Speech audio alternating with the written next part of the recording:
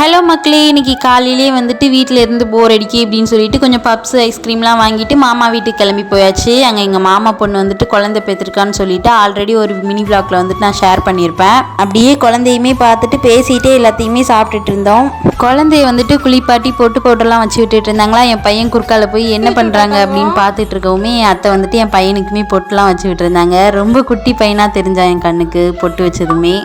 Evening வரைக்குமே அங்கே இருந்து தான் கொஞ்சம் நேரம் டைம் ஸ்பெண்ட் பண்ணிகிட்டு இருந்தோம். அப்புறம் வீட்டுக்கு வரும்போது கொஞ்சம் சிக்கன் எல்லாமே வாங்கிட்டு வந்துட்டோம். இன்றைக்கி பிரியாணி பண்ணலாம் அப்படிங்கிற மாதிரி ஒரு ஐடியா. சில்லி பீஸ் தனியாக அப்புறம் பிரியாணி பீஸ் தனியாக போட்டு வாங்கிட்டு வந்தாச்சு.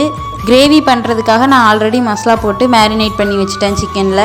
பிரியாணியுமே ஒரு சைடு வந்துட்டு குக்கரில் ரெடி பண்ணிட்டேன் ஈஸியாக. அப்புறம் சிக்கனை வந்துட்டு ட்ரை ரோஸ்ட் பண்ணி எடுத்தாச்சு. ரொம்ப தண்ணியாக இருக்கும்னு பார்த்தேன். குக்கர் ஓப்பன் பண்ணதுமே கொஞ்சம் தண்ணியாக இருந்த மாதிரி தான் இருந்துச்சு பிரியாணி. டேஸ்ட் பண்ணுறதுக்கு உப்புமே லைட்டாக வந்துட்டு கம்மியாக இருந்த மாதிரி தான் இருந்துச்சு. பிரியாணிக்கு சைட் டிஷ்ஷாக வந்துட்டு தயிர் பச்சடி முட்டையுமே வேக வச்சாச்சு. குக்கரில் இருக்கும்போது வந்துட்டு பிரியாணி கொஞ்சம் தண்ணி மாதிரி இருந்த மாதிரி இருந்துச்சா, பிளேட்டில் போட்டதுமே நல்லா வந்துட்டு உதிரி உதிரியாக ஆயிடுச்சு. பிரியாணியில் லைட்டாக உப்பு கம்மியாக தான் இருந்துச்சு. அதிர்ஷ்டவசமாக நம்ம பண்ண சிக்கன் ட்ரை ரோஸ்ட்டில் வந்துட்டு கொஞ்சம் உப்பு ஜாஸ்தியாக இருந்துச்சு. அப்படிங்கும்போது எல்லாமே வச்சு சாப்பிட்றதுக்கு கரெக்ட் ஆயிடுச்சு.